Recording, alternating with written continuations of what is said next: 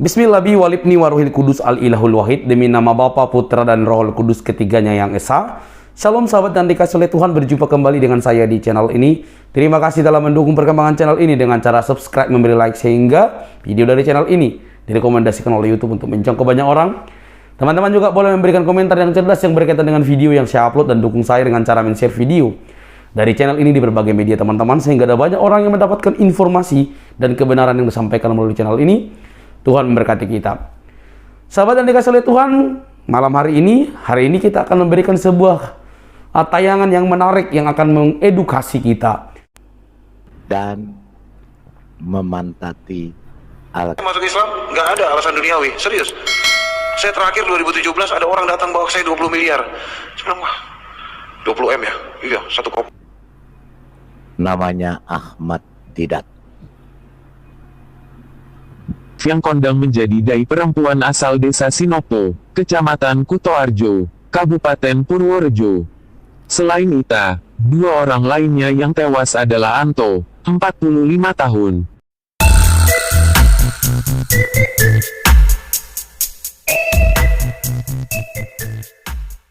Kristus. Nanti kita akan dengarkan dan kita akan lihat live-nya setelah live ini. Ya Pak King ya? Yes, Jadi, mantap. Nah, live ini topiknya pada malam hari ini ketika dua sohib, penista dan penghujat. Karena yang sudah lebih dahulu juga, dia juga menista. Dan 2 atau 3, Pak? Sudah 3 kayaknya. ya yang saya tahu dua ini dulu. Bukan 3, udah 4, 5 malah.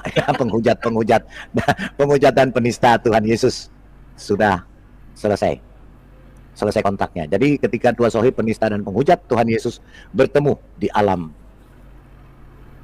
alamnya sekarang. Dan karena mereka percaya itu ada siksa kubur, ya. Siksa kubur. Jadi mereka berdua sekarang sedang mati-matian menghadapi siksa kuburnya. Dan kebetulan mereka berdua juga lupa bawa buku kunci jawaban untuk Itu berapa menjawab tahun, Pak? siksa kubur. Ya. Berapa tahun disiksa, Pak? Waduh, kayaknya selama-lamanya emang mereka harus disiksa. Ya, Karena benar. mereka memang dipastikan masuk neraka kok. Nggak ada. Meriam 71. Ya kan? Nah, itu dia Pak King sudah tahu. Ya, jadi itu. Nah, kita lihat cuplikannya bahwa yang pertama yaitu namanya Stephen Indra Wibowo. Dia juga mengaku katanya mantan frater atau romo atau pastor, tetapi semua omong kosong. Bahkan dia mengaku sebagai pengurus PGI Persatuan Gereja Indonesia yang adalah Protestan, tapi ngakunya pastor, kan? Wow. Lawak-lawak. Oh, Ya. gitu, gitaran. Iya, kita lihat cuplikannya. Yang satu dulu, ya. Karena apa? Karena dia mengaku sebagai Pater itu imam. Jadi saya pater, imam untuk administrasi gereja Katolik seluruh Indonesia. pater, imam, administrasi gereja Katolik, ya. Itu ya, catat ya. Dan dia mengaku sebagai pengurus PGI, Wow. Persatuan Gereja Indonesia. Kita dengar. PGI, Persekutuan Gereja Indonesia. Jadi saya sebut dia. Aktif di PGI, Persekutuan Gereja-Gereja Indonesia. Kira-kira benar apa enggak? Alah, sekolahnya apa? Sekolahnya apa dulu? Nanti kita dengarkan aja. Cuma tadi dia Apa? bilang kan, tadi dia bilang pertama sebagai father kan. Hmm. Ini kita dengar dulu ini. Jadi Di KWI. Dia di KWI. Ini ya. pembantu ayahnya juga tugas di situ sebagai pembantu paroki, mungkin sering bantu melayani orang. Ya. Kebetulan pater itu imam. Jadi saya pater, imam untuk administrasi gereja Katolik seluruh Indonesia. Pater atau imam administrasi gereja Katolik, kan betul kan? Iya. Sedangkan di sini dia bilang PGI, Persekutuan Gereja Indonesia. Jadi saya jemput dia, antar ke rumah, lagi di lift. di sini sebagai anggota PGI, Persekutuan Gereja. Jadi dia juga Katolik, dia juga Protestan. Jadi Proteslik, Protestan dan Katolik. Ya, dan juga dia sempat menghujat. Yang bilang di situ. Pastor, Kita dengarkan. Jadi pranikah. Ibu. Itu imam. Jadi saya pastor. Saya berhenti dan saya keluar. Saya berhenti jadi. Ya, kita dengarkan. Apakah dia mau menghujat atau tidak? Ya. Niatnya gitu doang, asli. Niat di hati saya udah niatnya. Udah benar-benar ya Allah, saya pengen lihat dong wujud 25 triliun itu kayak gimana. Urusan mana segala macam, pernah sekolah Islam segala macam dan murtad. Udah. Kamu jangan pertanyakan agama saya, enggak. Saya cuma mau tanya satu hal. Ya kan, pendeta kamu hadir nggak? Hadir. Ini pendeta kamu ya. Pak, waktu Yesus disalib ya, meninggal ya. Salibnya nggak ada kemana ya Pak? Cari dong di buku kamu itu, yang banyak itu. Ya. Tadi ya Pak ya, saya matiin mic, makan. Minum, ada teh manis nggak? Ada. Minta teh manis dong ya. Kan gue. Tapi ada sejam berlalu belum dapat. Udah sejam ya. Saya mau pulang. Mau main ke mall. Jangan pulang, tinggalin. Yang kayak gitu nggak penting Pak. Serius. Yang kayak gitu nggak penting Pak, ngabisin waktu. Tapi orang seperti itu harus kita kasih di depan jemaatnya. Harus kita kasih pelajaran di depan jemaatnya. Itu jemaatnya langsung mempertanyakan loh. Pendeta macam apa nggak tahu Yesus mati nggak ada kemana? Jangankan pendeta. Iya, yang nulis Alkitab aja nggak tahu Yesus mati kemana. Kita tahu Yesus mati nggak ada kemana salibnya. Dan waktu ditidurkan pertama kali dimiringkan ke arah mana juga kita tahu. Mereka nggak akan itu, mereka bilang salibnya dipanjat pakai tangga. Nggak ada cerita seperti itu. Manuskripnya bukan dipanjat, tapi salibnya yang direbuhin. Dan kita tahu salibnya. Dan kalau itu dia bisa jawab ke pertanyaan kedua. Ganti pertanyaan, ini terlalu susah. Oke, waktu diturunin nih, ya. Nah, itu salibnya gimana ya? Nah, dia nggak bisa jawab lagi. Ketiga, siapa yang menandu Yesus masuk ke gua? Nggak akan bisa jawab. Serius, nggak akan bisa jawab. Dan itu ada di dalam catatan Hawariut. Catatan The 12 Apostles. Itu ada di situ. Iya. Nanti kita akan lihat live-nya bagaimana kedua sohif ini sedang berjuang mati-matian dalam siksa kubur yang iming-imingnya bertemu 72 bidadari yang seperti ubur-ubur ya Pak King ya. Jadi mereka sedang itu, tetapi mereka lupa bahwa buku kunci jawaban. Sebelum kita masuk, kita berdoa dulu. Silakan Pak King. Mari kita berdoa. Bapa di surga, kami bersyukur buat malam hari ini. Terima kasih atas segala penyertaan-Mu yang sempurna atas kami, hingga pada malam hari ini kami dalam keadaan baik. Kami semua dalam keadaan sehat, tidak kurang satu apapun juga. Malam ini Tuhan, kami akan sama-sama lagi live bersama dengan hamba-Mu Pak Lidara Rewawa dalam channel Lidara Rewawa, channel edukasi. Biarlah Tuhan sendiri yang menyertai dari awal hingga akhir daripada siaran ini dengan baik dan sempurna. Biarlah urapan-Mu yang baru turun atas kami semua, khususnya untuk hamba-Mu Pak Lidara. Tuntun dia dengan kuasa Roh Kudus-Mu ya Bapa. Biar apapun yang disampaikan pada malam hari ini, kebenaran firman-Mu yang akan disampaikan, dan juga bahan-bahan materi yang sudah dipersiapkan untuk dibagikan, biarlah semua itu berguna bagi kami yang menyaksikan siaran ini dimanapun berada, di seluruh tanah air Republik Indonesia maupun sampai ke ujung-ujung dunia. Bapak, kami percaya malam hari ini akan ada banyak pertobatan. Kami yakin dan percaya banyak orang yang dicerahkan, banyak orang yang mendapat hidayah pada malam hari ini. Mereka akan menyaksikan dan mereka akan melihat bahwa Yesus Kristus adalah Tuhan, Yesus Kristus adalah Juru Selamat. Tanpa Dia, tidak ada satu orang pun yang sampai kepada Bapa di sorga. Karenanya Tuhan, biarlah malam hari ini Tuhan, di dalam pelayanan, penginjilan, di dalam YouTube ini Tuhan, Engkau pimpin kami semua. Apapun yang anak-anak-Mu pada malam hari ini sampaikan, pendapat, masukan, maupun juga pertanyaan-pertanyaan, biarlah semua itu adalah untuk kemuliaan nama Tuhan. Kami berdoa Tuhan, segala kuasa, roh jahat yang ingin mengganggu siaran live pada malam hari ini, demi nama Yesus Kristus, kami hancurkan kuasanya. Kami percaya Tuhan ada bersama dengan kami, Tuhan menyertai siaran ini.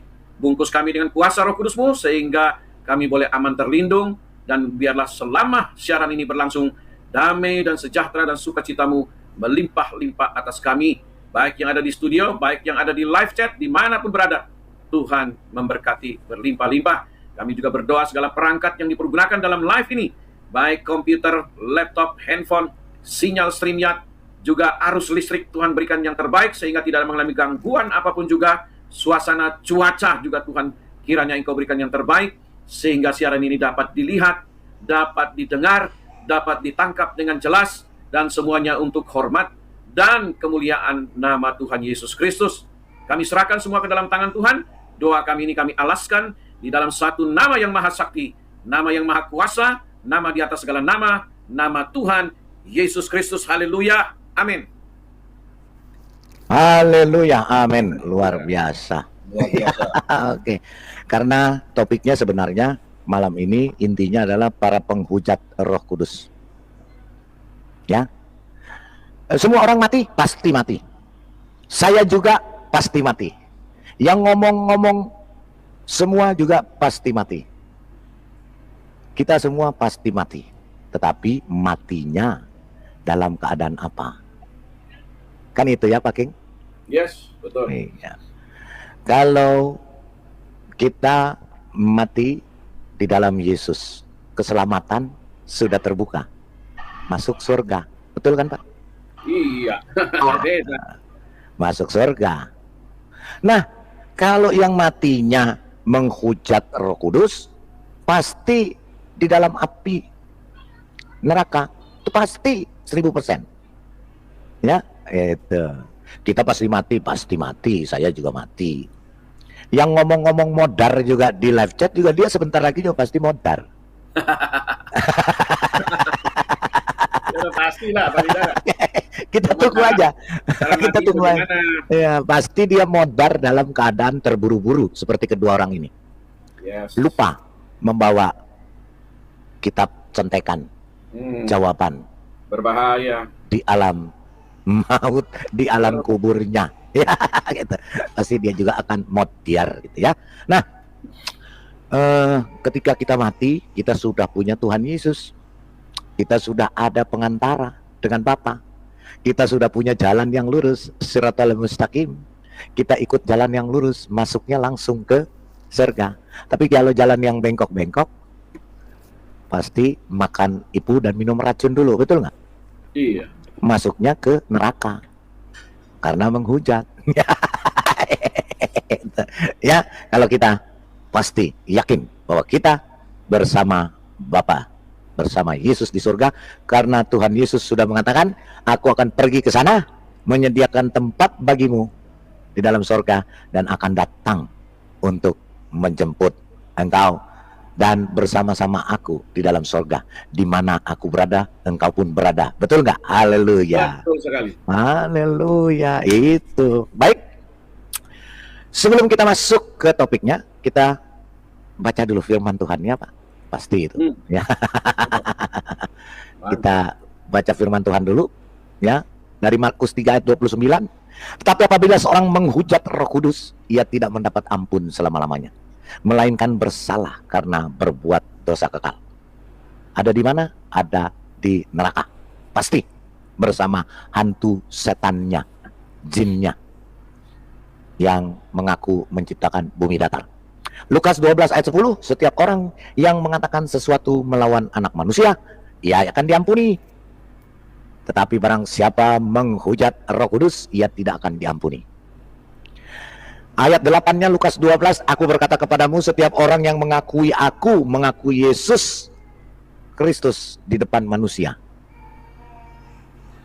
anak manusia, Yesus Kristus juga akan mengakui dia di depan malaikat-malaikatnya. 9, tetapi barang siapa menyangkal aku di depan manusia, ia akan disangkal di depan malaikat-malaikat Allah. Haleluya. Ya, itu Alkitab sudah katakan begitu, Pak King? Iya.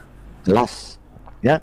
Jadi, jika ada manusia yang menghujat Roh Kudus yang ada di dalam Tuhan Yesus Kristus dengan mengatakan di salib ada jin kafir, terus seperti tadi dia katakan Yesus waktu disalib menghadap kemana, terus waktu diturunkannya pakai tangga atau dirubuhin salibnya, siapa yang gotong Yesus ke dalam goa, terus beginilah bla bla bla. Nanti kita akan lihat videonya, dia menista apa enggak. Karena apa? Karena kedua orang ini memang penista nomor 1, dan wajar sekarang sedang disiksa dalam kubur. Kita lihat, kalau yang satunya namanya Koh Stephen Indra Wibowo meninggal dengan tergesa-gesa tanggal 14 Oktober 2022. Yang tadi yang mengatakan ya. dengan tergesa-gesa, kan lupa bawa itunya Pak, bocorannya Pak. Ya kan? Kan lupa bawa bocoran. Bocoran pertanyaan alam kubur plus kunci jawaban nggak dibawa. Wah. Yang kedua, kemarin beberapa hari lalu, Iya. Koh Agus Wiyanto Satan alias Ko Agus Setan Setan. juga terburu-buru. Meninggal dengan terburu-buru karena juga lupa membawa bocoran pertanyaan alam kubur plus kunci jawabannya. Kita bukan menghina. Ya, kita bukan menghina. Kita bukan menista. Ya. Ya, kita bukan menghina, kita bukan menista, tetapi kita mengungkapkan kebenaran. Betul. Kebenaran. Karena apa?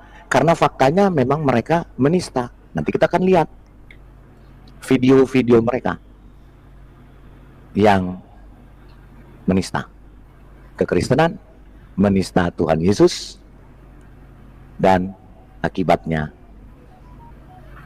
kita lihat sama-sama. Ya, oke. Itulah lupa bawa buku kunci jawaban alam kubur. Dan kedua-duanya meninggal muda, di bawah 50 tahun. Iya. Kita sudah di atas 70 tahun. Haleluya. Gak lama ya Pak balapannya itu ya. Ya, haleluya. Kalau kita akan mati nanti, ya kita matinya dalam Yesus, dan kita matinya bukan dalam keadaan menista. Iya. Tidak menista Roh Kudus. Jadi meninggalnya dalam keadaan tenang dan damai sukacita. Betul kan? Amin. Dalam damai sukacita. Dalam damai sukacita. Damai Yesus Kristus Tuhan kita.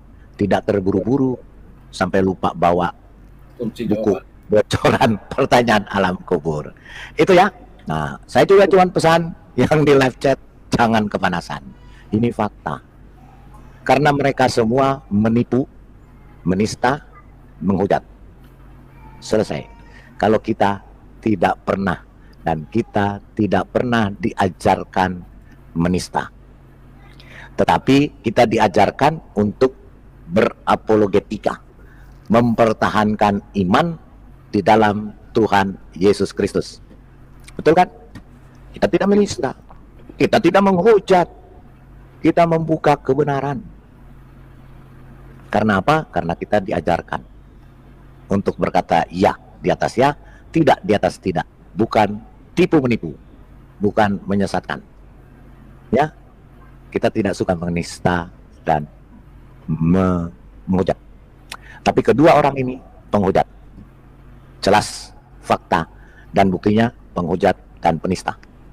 Termasuk gurunya. Nanti kita akan putar, bernama Ahmad Didat. Ya, jadi itulah, jangan menista atau menghujat Roh Kudus. Tuhan Yesus memberkati. Silakan Pak King. Iya, luar biasa malam hari ini Pak Lidara ya. Jadi kalau di kekristenan kita kan itu ajaran-ajaran Tuhan Yesus kan jelas.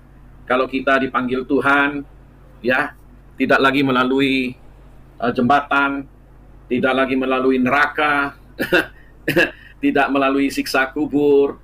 Tidak ada ajaran itu di Kristen karena memang tidak ada. Itu kan hanya ada di kitab-kitab apokrif, Injil-Injil palsu, Injil Barnabas yang ditulis oleh mualaf Itali, kemudian Injil Thomas palsu, ya Injil Maria palsu, dan masih banyak Injil-Injil palsu yang memang sudah jauh hari dideteksi oleh bapak-bapak gereja. Jadi tidak ada itu ajaran-ajaran dongeng yang masuk di dalam Alkitab kita. Jadi kita, kalau orang Kristen dipanggil Tuhan, wah, kita akan bersuka cita. Kenapa? Karena kita tahu tempat kita di mana. Sebab Yesus sudah berkata 2023 tahun yang lalu. Dia berkata, aku pergi ke sorga untuk menyediakan tempat bagimu. Jikalau tidak ada, maka aku akan berkata kepadamu. Jadi Tuhan Yesus sudah menyediakan tempat bagi kita di sorga. Karena itu orang Kristen, kita tidak perlu takut dengan kematian. Memang semua orang pasti meninggal. Cuman cara matinya aja bagaimana. Ya, tetapi bagi kita, orang Kristen, kita beriman kepada Yesus. Yesus menjamin keselamatan buat kita bukan hanya di dunia ini, tetapi di akhirat juga. Tuhan Yesus menjamin kita sampai di surga. Karena Yesus berkata, jikalau tidak melalui aku, maka kamu tidak akan sampai kepada Bapa di sorga. Jadi jelas sekali ayat-ayat Alkitab yang menguatkan kita, orang Kristen, khususnya orang Kristen ya, saya tidak bicara yang lain. Kalau kita meninggal di dalam Tuhan, di dalam iman percaya yang sungguh-sungguh kepada Yesus, kita nggak usah gentar, ya, karena sudah tahu tempat kita di mana. Seperti Yesus berjanji kepada penjahat itu yang disalib bersama Yesus. Dia berkata, hari ini juga, bukan nanti, atau bukan besok, atau nanti pada hari kebangkitan. Hari ini juga, engkau akan bersama-sama dengan aku di Firdaus. Luar biasa, saudara. Jadi orang Kristen itu, kita percaya yang pasti, bukan yang mudah-mudahan. Kalau mudah-mudahan tidak pasti, saudara. Apakah nanti Pak, misalnya Daromes masuk surga kalau mati, dia bilang, mudah-mudahan. Oh, tidak nyampe itu. Karena tidak yakin. Mudah-mudahan. Tetapi kalau orang Kristen ditanya, apakah Anda ketika meninggal nanti masuk surga? Yes. Amin. Kenapa? Ada dalilnya. Ada ayatnya. Ya, kecuali tidak ada ayatnya, kita ngomong ngecap. Kalau ada ayatnya, pasti ya masuk surga. Yes. Karena Yesus sendiri yang jamin. Aku pergi ke sana untuk menyediakan tempat bagimu, dan aku akan datang kembali kepadamu. Wow. Ya, Yesus akan datang kepada kita, menjemput kita, dan bawa kita ke sorga. Saudara, jadi di kekristenan itu adalah sebuah kepastian, bukan mudah-mudahan. Nah, kalau mudah-mudahan, lebih baik nggak usah percaya. Kenapa? Tidak ada garansinya, tidak ada jaminannya. Coba kalau ditanya, kita misalnya, Anda berani naik pesawat ini?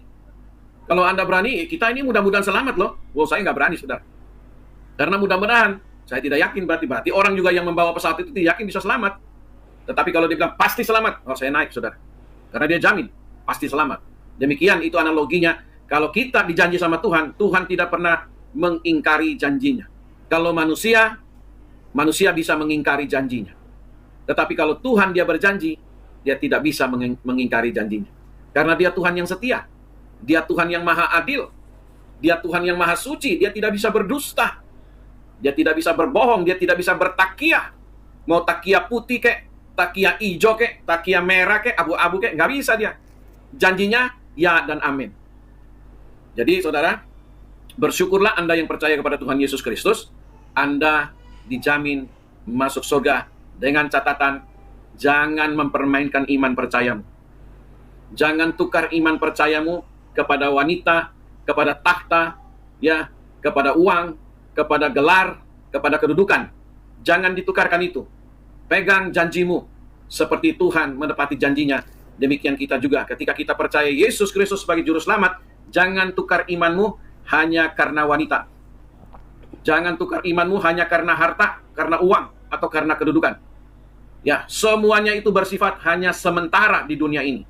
Firman Tuhan katakan bahwa jikalau Anda kuat 70 tahun atau 80 tahun, selebihnya adalah penderitaan. Karena itu saudara, ada dua tempat yang abadi, yaitu di neraka juga abadi. Anda yang sudah masuk neraka, Anda tidak bisa keluar lagi. Begitu juga dengan surga. Anda yang sudah masuk surga, Anda tidak bisa keluar lagi. Dua tempat ini adalah keabadian. Jadi Anda pilih yang mana? Yang abadi bersama dengan Tuhan, atau abadi bersama dengan iblis, jin, setan, nabi palsu, rasul palsu, guru-guru palsu, dan semua ajaran-ajaran palsu. Ya, itu Anda akan ada di sana, dan di sana dikatakan firman Tuhan penuh dengan ratapan tangis dan kertakan gigi. Anda berada di tempat kegelapan yang paling gelap. Tetapi berbeda di sorga, kita ada di tempat yang penuh dengan terangnya Tuhan. Di sorga tidak perlu PLN, tidak perlu bolam lampu LPG atau apapun, ya, LED tidak perlu. Karena apa? Tuhan sendiri menyinari kerajaan sorga itu. Anda bisa baca itu di Wahyu 20, ya, 21, baca itu. Bagaimana Yerusalem yang baru yang akan turun dari sorga. Begitu dari saya, Pak Lidara. Terima kasih. Silakan, saya kembalikan. Haleluya. Terima kasih. Silakan Pak Kapolres Gam. Shalom. Shalom. Ya, Pak Ligara, Pak King David, dan rekan-rekan di rumah. Ya. Kalau kita lihat penghujat-penghujat ini, Pak, ini mereka ini ibarat orang yang putus cinta, tapi nggak bisa move on. Masih ingat terus dengan agama lamanya. Jadi, ingat agama lamanya, tapi dijelek-jelekin gitu loh, Pak. Waktu mereka di sana, lagi enak-enaknya, bilang itulah yang baik, itulah yang paling bagus, katanya kan, yang paling cantik. Tapi begitu dia sudah putus cinta, nggak bisa move on, akhirnya yang baik-baik itu jelek-jelekin. Nah, kalau kita lihat ini ya, yang penghujat-penghujat ini, nggak lama balasannya. Si Mega Fitri ya, itu yang perempuan yang mobilnya ketabrak di jalan tol, itu baru aja dia ceramah itu. Habis jelek-jelekin Tuhan Yesus, nggak lama mobilnya tabrakan, satu keluarga korban. Nah, ini siapa ini si setan ini nggak sampai setahun ya, tapi mereka masih mencoba mengelak. Katanya kan dalam 1 bulan, 1 bulan nggak apa, nggak mati berarti bukan karena menghujat dong katanya kan. Tuhan itu memberikan waktu untuk dia bertobat gitu loh. Tapi kelihatannya sampai dia mau meninggal pun menghembuskan napas yang terakhir, tetap juga tidak ada pertobatan. Tuhan kita itu Maha Kasih kok, memberikan kesempatan sama dia. Jadi siapa lagi Ari Wibowo ya, Wibowo siapa tadi? Nah, itu pun nggak lama ya. Begitu mereka menghujat Tuhan kita, nggak lama. Si Moko Ginta sama gitu loh. Nah, hati-hatilah penghujat. Nggak lama loh. Balasan Tuhan itu, jawaban Tuhan itu nggak lama. Yahya Waloni juga yang suka menghujat Roh Kudus gitu. Hati-hati Yahya Waloni, ya. Nggak akan lama. Bukan Ahmad Didat juga begitu juga. 8 tahun ya, 8 tahun tuh nggak bisa ngomong, nggak bisa berdiri, nggak bisa apa. Nah, tersiksa gitu loh. Siapa yang menyiksa? Bukan Tuhan yang menyiksa kok. Tuhan menyerahkan sama iblis. Biar iblis yang bekerja untuk dia gitu loh. Sampai napas yang terakhir pun tersiksa terus. Nah, setelah tersiksa, bagaimana nanti siksa kubur? Nah, ini dia. Siksa kubur ini berapa lama disiksa di kubur ini? Ada nggak di jawabannya itu, Pak Saudara? Berapa lama dia disiksa di kubur gitu? Ditanya siapa Tuhanmu, siapa nabimu, katanya. Nggak disebutkan Pak, unlimited. Unlimited ya. Nah, kan kasihan gitu loh. Nah, cuman cerita alam kubur ini apakah ini benar apa tidak? Nah, ini dia kan.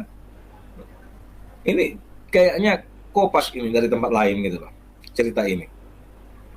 Nungkar nangkir juga, nama nungkar nangkir juga kopas juga dari yang lain, dari agama-agama lain gitu loh. Atau cerita-cerita dongeng yang lain. Nah, tapi kok kayak gini dipercaya gitu loh ya. Zaman internet sekarang, zaman kemajuan teknologi sekarang, sangat gampang kita ini semuanya, akses semuanya, cari jawabannya, apa yang kita pengen cari tahu, semua ada di Google. Mbah Google itu lebih pintar kok daripada yang di kitab mereka tuh. Google bisa menjawab semuanya. Apapun yang kita mau tanya di Google, semua ada jawabannya. Itu siapa yang bikin? Kafir yang bikin, yang mereka selalu menganggap kita ini kafir gitu loh. Yang menganggap kita ini orang yang paling rendah, yang paling hina, yang dikutuk katanya orang Yahudi jadi kera, jadi babi katanya. Mana ada cerita itu? Jadi janganlah ya percaya dengan kitab-kitab seperti ini. Sekarang ini sudah bisa kita semuanya cari tahu dengan sangat gampang gitu. Satu klik aja, ketik apa gitu, ketemu jawabannya. Dan itu jawabannya benar gitu loh. Jadi bukan jawaban yang abal-abal, yang dongeng-dongeng. Jadi semuanya itu sudah sangat apa ya, teknologi yang sangat tinggi sekarang itu. Dengan rasio akal sehat, semua itu bisa ditemukan sekarang. Nah, sekarang selamatlah menjalani siksa alam kubur di sana. Nah, mudah-mudahan ketemu dengan rekan-rekan yang lain-lain di sana gitu. Itu dulu Pak Lidara dari saya, Pak Lidara. Terima kasih, Pak. Terima kasih. Silakan mampir. Iya, selamat malam Pak Lidara ya.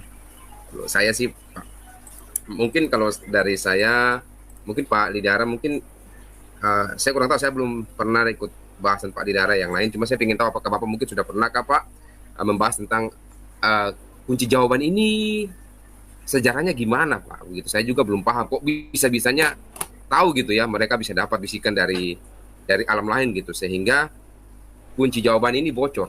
Nah, yang jadi pertanyaan lagi Pak Lidara bahwa apakah ketika kunci jawaban ini bocor, adakah pertanyaan lain yang disiapkan lagi ya, atau merubah pertanyaan? Karena kan contoh kalau kita perhatikan setiap tes-tes yang kalau kita ikuti ya, mungkin waktu kita SD, SMP, SMA, mungkin waktu kuliah, ketika pertanyaan itu sudah sering ditanyakan, atau katakanlah orang ikut wawancara nih, kan biasa mereka dengan teman-teman mereka saling memberitahu ya, terkadang kan pertanyaan itu sudah orang bilang lazim lah.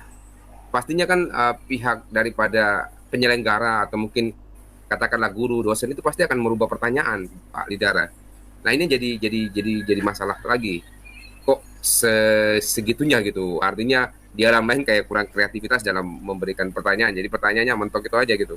Jadi nggak berubah gitu. Jadi mungkin kalau ada mungkin siapa tahu Pak Lidara mungkin bisa singgung sedikit tentang sejarah daripada pertanyaan-pertanyaan yang di alam kubur ini.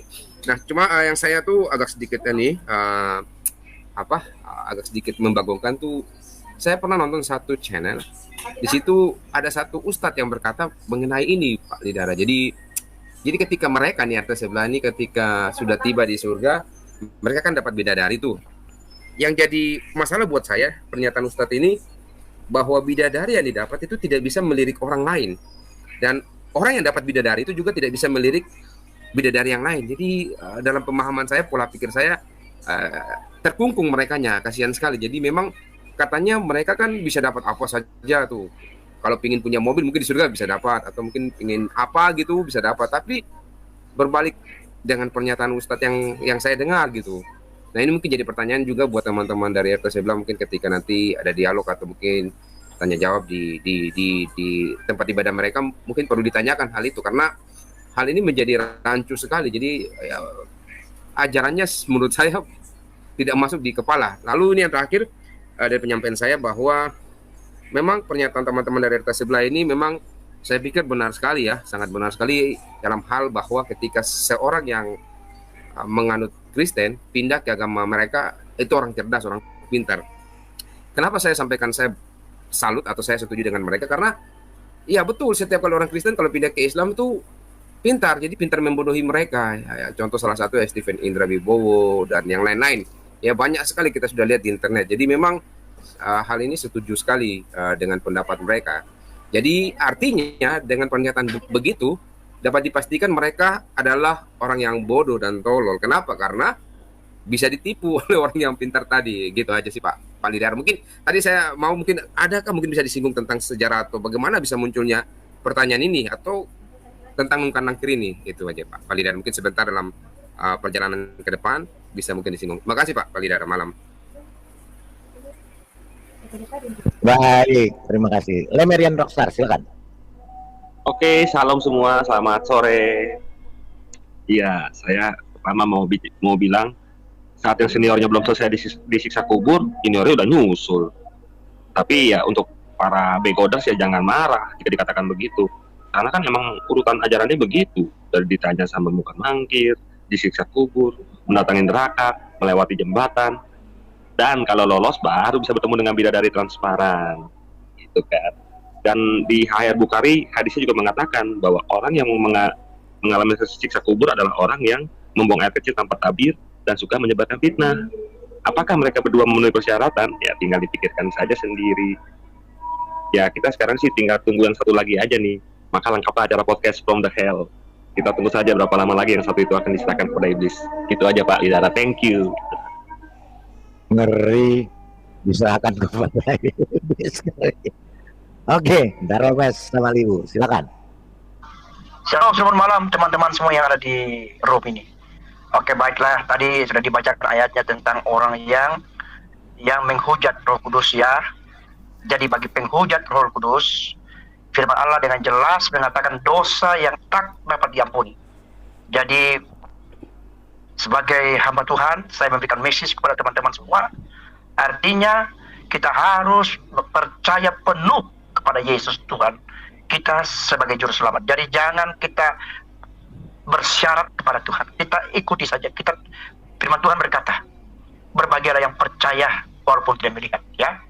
Jadi di luar Tuhan, di luar Yesus tidak ada keselamatan, karena Yesus sendiri menjelaskan bahwa dialah juru selamat dan dialah yang akan sebagai juru selamat kita. Di situ ada tiga surat yang menulis, Yohanes dan Injil, surat kisah Rasul pasal 4 ayat 12, Injil Yohanes 14 ayat 6, Yohanes 3 ayat 16. Jelas Yesus sendiri menjelaskan dialah juru selamat. Saudara dan saya, kita berada di akhir zaman. Saudara tidak memikirkan beberapa bulan ke belakang, beberapa minggu yang lalu saya merasakan begitu cepat waktu berputar. Ya, ini besok kita sudah memasuki lagi hari Minggu. Sepertinya kita masih berada di hari Jumat, tapi sudah hari Minggu. Berarti tanda-tanda Tuhan Yesus mau datang kembali untuk menjemput saudara. Jadi orang yang pergi meninggalkan Tuhan, orang yang berani tinggalkan Tuhan, maka saya pastikan jika dia tidak kembali, dia tidak bertobat, maka tidak ada keselamatan. Hari ini pintu rahmat bagi saudara dan saya untuk kita menjaga kasih karunia Tuhan itu. Keselamatan buat saudara, pegang erat-erat ya, dan hiduplah sesuai dengan tuntunan Tuhan dan keinginan Tuhan dalam hidup kita. Demikian teman-teman, Tuhan Yesus memberkati. Selamat hari Minggu. Biarlah teman-teman semua jangan lupa memberi waktu buat Tuhan. Datanglah di rumah Tuhan, nikmatilah hadiratnya. Selamat malam. Selamat malam. Terima kasih Ref Daromes Samaliu. Silakan Brian Christopher Pak. Silakan Pak Brian. Iya, shalom, selamat malam untuk bapak-bapak yang ada di room sekalian. Kalau saya sih melihat dari tema yang diangkat oleh Pak Lidara ini, sebenarnya sih bukan hal aneh ya Pak ya, kalau kita bilang mereka menista terus menerima akibatnya. Karena kan di dalam kitab kita, kalau tidak salah di Galatia itu ya sudah disebutkan bahwa Tuhan Yesus itu tidak ingin dipermalukan gitu loh Pak. Walaupun dia tidak secara nyata atau langsung bahasa Jawanya cesplong Pak ya, dia berbuat apa yang menjadi kehendaknya dia, tapi itu akan terjadi Pak, pasti akan terjadi. Jadi untuk menindaklanjuti orang-orang yang penghujat itu, apalagi masuk di dalam ruang diskusi atau apa itu Pak ya. Ya kebetulan saya punya teman, dia orang Arab juga Pak, tapi dia orangnya netral. Saya senang sekali berbicara dengan beliau itu karena berdiskusi antara Al-Quran dengan Alkitab itu nyambung gitu Pak. Dia memang dia menerima kenyataan bahwa pengakuan dari beliau sendiri itu bahwa Al-Quran itu adalah kutipan daripada Alkitab. Memang dia bilang demikian, itu hampir 90% kalau menurut pembelajaran dia. Bukan saya mengatakan Pak ya, ini teman saya sendiri, saya sedikit rahasiakan namanya karena privasi Pak. Namun dalam kenyataannya kalau kita mau lihat orang-orang yang menghujat kita dalam firman Alkitab itu ya, apalagi kalau mengajak langsung berdialog diskusi, teman saya itu dia cuma memberi kunci aja Pak. Dia bilang begini, kalau Anda berhadapan dengan orang Muslim atau mualaf, coba aja tanya ke mereka, seandainya mereka berkata itu jujur atau tidak, berani enggak diambil sumpah mubahalah itu Pak? Karena pada umumnya mereka takut dengan mubahalah itu Pak. Jadi kalau kita berdebat sampai di ujung manapun, mereka berani Pak, mereka pasti akan menemukan dalil-dalil yang istilahnya, walaupun dalil yang didalilkan gitu, itu pasti akan ada jawaban dari mereka. Tetapi ketika kita berhadapan dengan mereka, dan kita tanyakan dulu, apakah dalil-dalilmu atau perkataanmu itu bisa dipegang dengan mubahalah itu Pak, mereka takut. Itu kejadiannya sudah jelas sekali Pak ya, ketika sang Nabi itu nantang orang Nasrani itu Pak ya. Hanya dalam waktu 8 bulan terjadi ya, mubahalah. Orang Nasran Pak, Kristen ya, Nasran ya. Betul. Itu kan mujizat itu nyata Pak. Amin. Nah apalagi dengan si oknum satu ini yang barusan ini ya Pak ya, oknum, saya bilang oknum aja Pak. Itu kan kejadiannya cuma 6 bulan Pak. Karena hukum mubahalah itu berlaku kurang lebih 1 tahun. Hukum mubahalah itu berlaku kurang lebih 1 tahun. Kalau memang sampai mubahalah itu tidak berlaku, maka bisa dikatakan ayat yang di Quran itu gugur Pak. Namun kenyataannya firman dari Tuhan itu nyata Pak. 8 bulan lebih 3 hari terjadilah apa yang dikatakan itu mubahalah. Dia meninggal secara mengenaskan Pak. Sama dengan rekan kita yang satu ini, oknum ini Pak. Ya. Hanya dalam waktu 6 bulan sejak teguran Tuhan. Sebenarnya dengan terjadinya apa ya, stroke itu Pak ya, itu sudah teguran, seharusnya dia sudah sadar seharusnya Pak ya. Cuman karena mereka itu tertutup otaknya, buntu, sudah terkunci dengan dalil-dalil palsu dan dalil-dalil kebohongan, sehingga dia itu bertahan, istilahnya memperjuangkan tentang dalil tersebut atau apa yang sudah menjadi keyakinan mereka itu. Namun kenyataannya Tuhan Yesus berkata apa Pak? Nah itu kan ternyata terbukti, bukan cuma 1-2 orang. Kalau saya membuktikan dengan kejadian di dalam setiap kali saya melakukan pelayanan gitu Pak ya, ada 2 orang itu terbukti. Mereka takut dengan mubahalah itu, bukan mereka, keluarganya Pak menyatakan, karena apa yang terjadi dengan saya omongkan itu terjadi Pak. Saya bilang kalau Anda menghujat Yesus, saya tidak apa-apa. Tuhan Yesus itu orang-orangnya baik, dia selalu berbicara kepada kita tentang kasih. Tapi ingat, ada di dalam kitabmu yang mengatakan bahwa sesuatu yang kamu katakan itu menentang tentang kekristenan kita, tentang kebenaran Kristen itu, berani tidak dengan mubahalah itu Pak? Jika Anda berani berbicara sebelum Anda berdalil dengan sumpah mubahala, itu kalau sampai terjadi bukan kesalahan kita, Pak, itu sumpah mereka sendiri. Sedangkan kalau di kita, di Kristen itu kan tidak pernah diajarkan untuk berbicara tentang kebohongan, Pak. Berani kita berbohong, itu akan menerima akibatnya. Karena upah dosa ialah maut, Pak. Jadi berpikirlah orang Kristen kalau untuk berbohong. Tapi kalau untuk mereka, yang namanya berbohong itu merupakan kewajiban, disuruh malahan, Pak, ya, di dalam ada kitabnya mereka. Untuk membela diri, kata alasannya. Boleh, tiga. Nah, jadi kalau menurut saya sih, dalam 3 hal kalau debater-debater yang ada di channel-channel itu ya, kita nggak usah terlalu berpanjang lebar mau berdebat pada mereka tentang kebenaran Alkitab. Toh tetap mereka nggak akan percaya, Pak, karena otak mereka udah buntu. Kalaupun mereka percaya itu hanya sesaat ketika mereka kembali berkumpul dengan teman-temannya, maka dia itu akan dikatakan goblok sama teman-temannya gitu, Pak, bodoh, karena tidak bisa berdalil. Namun ketika kita coba berbicara dengan mereka, bilang dulu, berani enggak kamu dengan mubahala? Kalau kamu berani dengan mubahala, baru kita teruskan pembicaraan. Nah, kalau siap menerima tantangan seperti yang dilakukan oleh oknum tersebut, dia kan berani, Pak, menantang. Berarti kan mubahala bagi dia, Pak. Dia berani menantang, dan Tuhan tidak menutup mata. Tuhan tidak pernah menutup mata. Kalau kita mau lihat kenyataan, itu bukan suatu berita kebohongan, Pak, bahkan sudah santer sampai di luar negeri, memalukan untuk kita gitu ya, Pak, ya. Jadi jangan main-main lah soal iman. Kalau memang ingin membicarakan tentang firman kita atau kebenaran Alkitab kita, berpikir 1000 kali untuk berbicara. Dan kalaupun berani membantah atau istilahnya menjelek-jelekan atau ya sejenisnya itu, cobalah sebelum Anda berbicara, kita pakai mubahala dulu, berani bersumpah. Kalau Anda yang benar, saya yang mati. Tapi kalau Anda berbohong, Anda yang mati. Itu aja. Untuk sementara, Pak, dari saya, Pak. Terima kasih, Pak. Shalom. Oke, saya boleh tanggapi sedikit, Pak Lidara? Iya. Saya nggak setuju sih, Pak. Karena kita kalau bermubahala sama aja kita kerjasama sama mereka, sama sembahannya mereka gitu sih kalau menurut saya. Saya nggak akan setuju sih kalau kita harus bermubahala dengan mereka. Samanya kita nyebur ke dalam alamnya mereka. Bukan suruh bermubahala, tapi mereka sendiri pasti nggak berani. Karena kutuk itu pasti ada. Oke. Ya, kita dengarkan dulu hujatan mereka, ya. Yang pertama sudah meninggal hampir 1 tahun, yaitu pada tahun 2022, bernama Stephen Indra Wibowo. Kita dengarkan bagaimana dia menghujat dan menista. PGI, Persekutuan Gereja Indonesia. Jadi saya habis jemput dia, antar ke rumah, lagi di lift, dia bilang di situ, I'm quitting, saya berhenti. Berhenti dari apa? Saya resign. Dari gereja? Enggak, frater tuh nggak ada acara resign. Kok kamu resign? Emang boleh? Nggak tahu. Frater nggak ada resign, tapi frater dari PGI. Ya, tadi dia bilang, frater di PGI. Kita dengar lagi sekali lagi ya. Di PGI.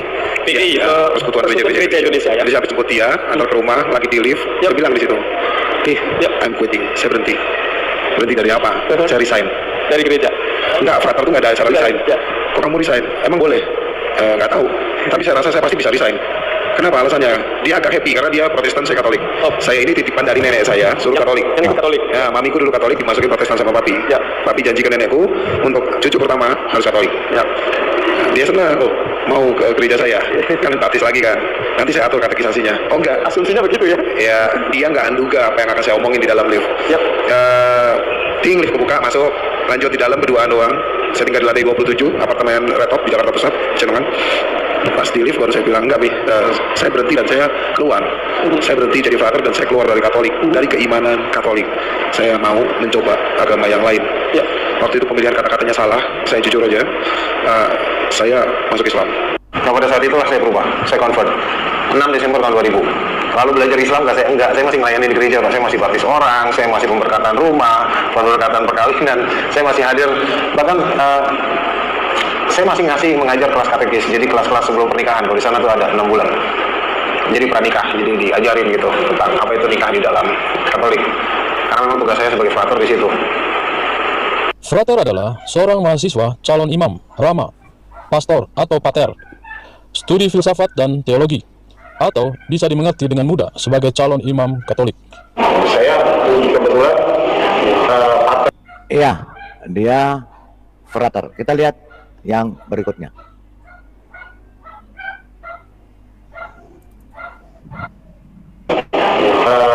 Pater itu imam. Jadi saya pater, imam administrasi gereja Katolik seluruh Indonesia di KWI. Jadi paham dengan tekanannya. Dia membantu ayahnya, mungkin ayahnya juga tugas di situ sebagai pembantu paroki, mungkin sering bantu ngelayanin orang, nggak mungkin kurang lebih seperti itu cerita. Kami mendirikan Mola Center. Saya masuk Islam 28 Februari 2013. 2014 saya dirikan Mola Center. Pendiri sebenarnya namanya tadi Ustaz Ali Hasan Bawazir adalah pendiri sebenarnya dari Mola Center itu dengan Stephen Indra Wibowo. Dia orang mantan pastor. Dengan Stephen Indra Wibowo. Dia orang mantan pastor. Ya, aku harus lebih berhati-hati gitu dalam memberikan statement atau menyimpulkan segala sesuatu. Kenapa saya yang dipanggil, Mas? Saya pater di katedral. Saya pater di katedral.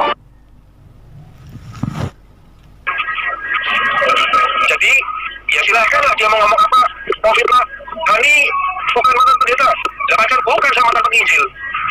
Stephen bukan mantan pastor, Jeremy bukan orang mantan pastor. Stephen bukan mantan pastor, Jeremy bukan orang mantan pastor. Makanya saya masuk Islam nggak ada alasan duniawi, serius. Saya terakhir 2017 ada orang datang bawa saya 20 miliar.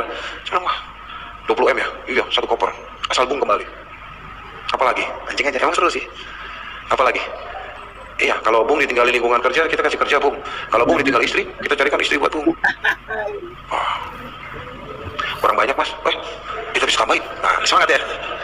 Tambah berapa Bung? 30, 40? Saya kasih tebus. Orang mana tahu ya? Ntar Rasara nih. Bos kasih paling tinggi. Berapa? Bos kasih 100 untuk Bung. 100 M. Padahal saya mintanya nggak usah gede-gede. Oh iya, saya minta 25 saja. Kenapa Bung kasih turun? Iya 25 triliun. Siap ya?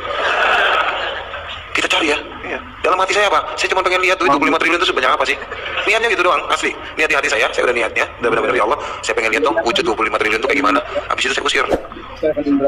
Isengnya orang iseng. Hati-hati nih, orang iseng. Dia tiba-tiba keluar nyabutin rumput ya. Kayak gitu Pak. Ya, no reason. Saya sering jawab ke mereka nih. Ya kalau ke Kristen atau Katolik, saya jawab dengan yang sama. Kamu tahu Mesias? Iya saya tahu. Apa artinya Mesias? Juru selamat. Oke. Soal dalam debat kemarin-kemarin yang baru-baru ini ngajakin saya debat terbuka, saya udah nolak. Akhirnya dipaksa datang. Saya cuma tanya satu pertanyaan, biasanya yang tidak terjawab. Pertanyaannya juga rada-rada mengsol, konyol. Yang terakhir tuh saya tanya, udah gini Pak, ya kamu bawa itu kitab di mejanya penuh Pak kitab, mana di bawah lagi, dus-dus. Saya datang dengan kosong, cuma handphone sama powerbank. Baterai tinggal 30-40%. Udah ceritain dia lulusan mana segala macam, pernah sekolah Islam segala macam dan murtad. Udah. Kamu jangan pertanyakan agama saya, enggak. Saya cuma mau tanya satu hal. Ya kan, pendeta kamu hadir nggak? Hadir. Ini pendeta kamu ya. Pak, waktu Yesus disalib ya, meninggal ya. Salibnya ngadep kemana ya Pak? Cari dong di buku kamu itu, yang banyak itu. Nah, cari apa ya? Saya matiin mie, makan. Minum, ada teh manis nggak? Ada. Minta teh manis dong ya. Kan gue. Jadi sejam berlalu belum dapat. Udah ya, udah sejam ya. Udah, saya mau pulang. Mau main ke mall. Jangan pulang, tinggalin. Yang kayak gitu nggak penting Pak, serius. Yang kayak gitu nggak penting Pak, ngabisin waktu. Tapi orang seperti itu harus kita kasih di depan jemaatnya. Harus kita kasih pelajaran di depan jemaatnya. Itu jemaatnya langsung mempertanyakan loh. Pendeta macam apa nggak tahu Yesus mati kemana? Jangankan pendeta. Iya, yang nulis Alkitab aja nggak tahu Yesus mati kemana. Kita tahu Yesus mati kemana salibnya. Dan waktu ditidurkan pertama kali dimiringkan ke arah mana juga kita tahu. Mereka nggak akan itu, mereka bilang salibnya dipanjat pakai tangga. Nggak ada cerita seperti itu. Manuskripnya bukan dipanjat, tapi salibnya yang direbuhin. Dan kita tahu salibnya. Dan kalau itu dia bisa jawab ke pertanyaan kedua. Ganti pertanyaan, ini terlalu susah. Oke, waktu diturunin nih, ya. Nah, itu salibnya gimana ya? Nah, dia nggak bisa jawab lagi. Ketiga, siapa yang menandu Yesus masuk ke gua? Nggak akan bisa jawab. Serius, nggak akan bisa jawab. Dan itu ada di dalam catatan Hawariun. Catatan The 12 Apostles. Itu ada di situ. Dan mereka nggak akan bisa baca. Mereka nggak akan mau baca. Mereka nggak mau pintar kok. Mereka cuma datang ke gereja, bayar sedekah 10%, ikut nyanyi-nyanyi, selesai keluar, tukeran kartu nama, tukeran bisnis. Kita taruh lagi. Yang kedua. Kita lihat nanti apakah Agustan akan mati ketika Alkitab ditaruh di pantat. A few moments later.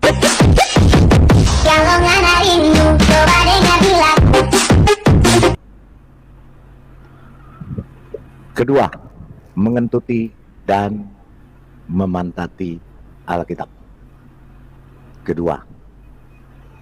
Ketiga.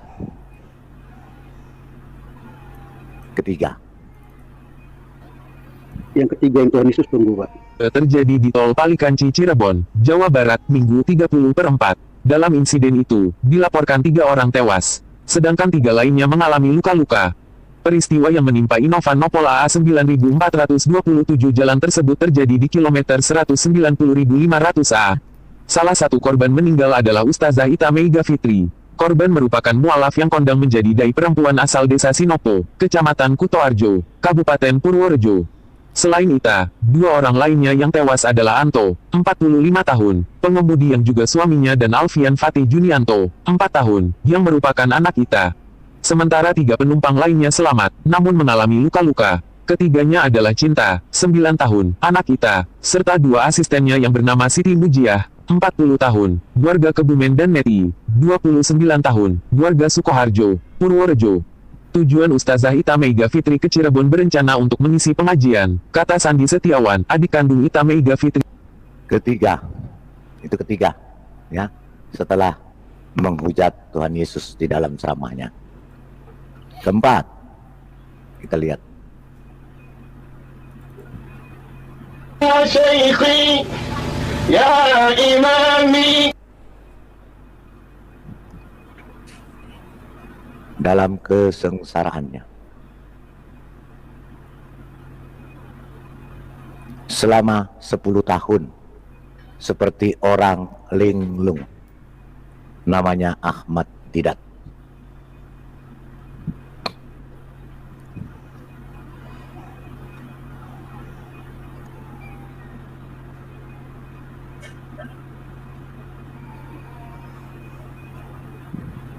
Islam. Hampir setiap hari beliau menerima ratusan surat dukungan dari seluruh dunia, dan penjenguk dari lokal dan internasional kerap mengunjunginya dan berterima kasih atas karyanya. Karena apa? Karena menghujat Ahmad Didat, Guru Zakir Naik menghujat Alkitab, Kristus, dan Roh Kudus. Mendadak lumpuh dan bisu total 9 tahun. Akhirnya mati mengenaskan. Ya. 9 tahun tersiksa. 9 tahun tersiksa. Oke, kita dengarkan bagaimana para penipu ini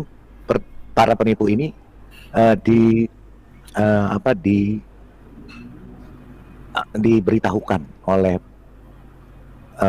teman-temannya sendiri, ya, supaya jangan menipu harusnya, gitu ya. Kalau mau mualaf aja, nggak usah pakai tipu menipu, gitu loh, ya. Itu yang diberitahukan. Kita lihat apa yang disampaikan. Ramai terdengar, dan lagi-lagi tidak dalam konotasi positif.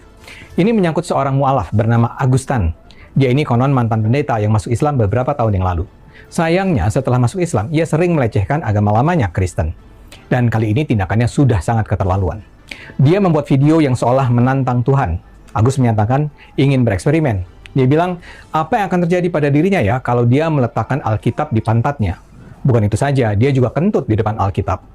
Dia bilang dia ingin tahu apakah Tuhan akan menghukumnya. Apakah dia akan mati dalam waktu 1 bulan, tanyanya. Yang dilakukan Agus jelas-jelas adalah penghinaan tiada tara. Dengan melakukan itu, dia agaknya ingin mengatakan bahwa Alkitab bukan ciptaan Tuhan. Logika dia, kalau Alkitab memang ciptaan Tuhan, pasti Tuhan akan marah kalau Alkitab dikentuti. Karena itu, dia seolah menantang Tuhan. Kenapa Agus melakukan itu? Nggak jelas juga sih. Salah satu versi mengatakan bahwa Agus sebenarnya hanya sedang merespons pernyataan seorang pemeluk Kristen yang menghina Islam. Jadi ini semacam balas dendam. Saya tidak bisa melacak pernyataan pemeluk Kristen mana yang membuat Agus sampai merasa harus menghina kitab suci umat Kristen itu. Yang jelas, Agus dengan sengaja menghina Kristen. Tapi yang menarik adalah apa yang terjadi kemudian. Tiba-tiba saja tersiar kabar bahwa Agus sakit keras. Ada berbagai video yang menunjukkan bagaimana Agus terbaring dalam kondisi tak berdaya di rumahnya. Dari tanda-tanda fisiknya, ia seperti terkena stroke.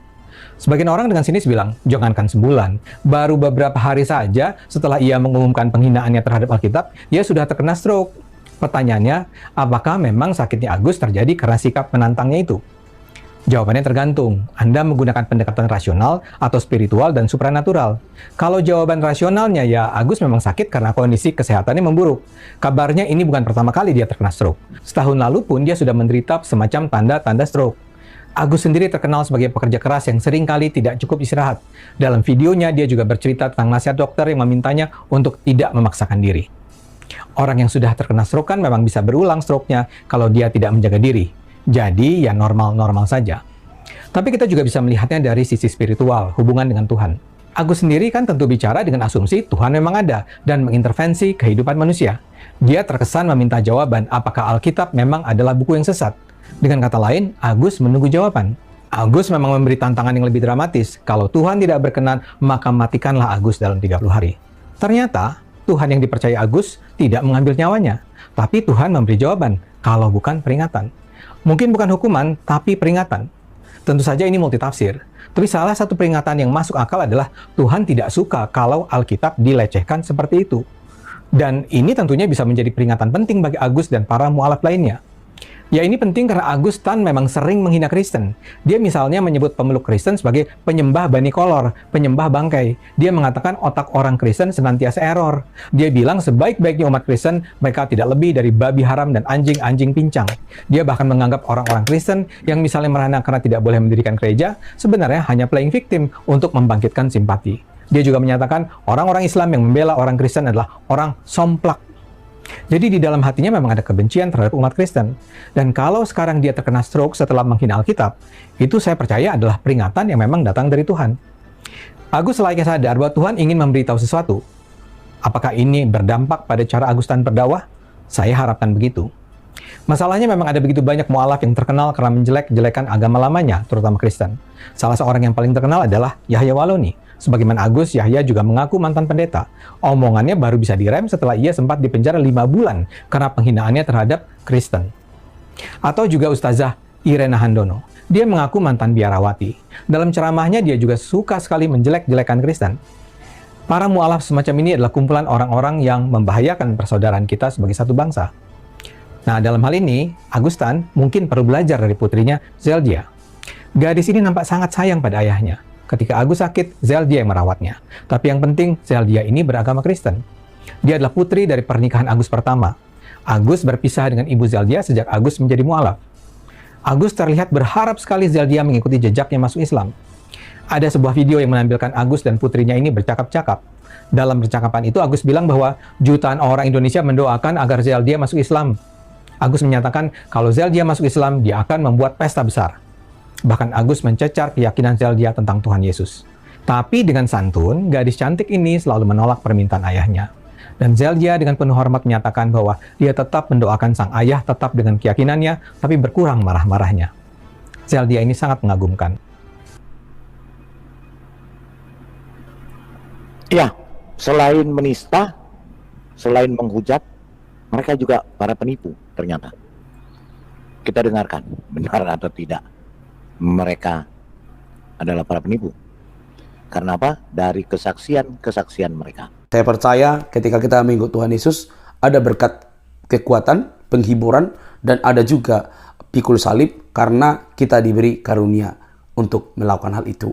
Sampai di sini video saya teman-teman. Jangan lupa untuk mendukung saya dengan cara subscribe, like, komen, dan share. Sampai ketemu di video selanjutnya. Bye-bye.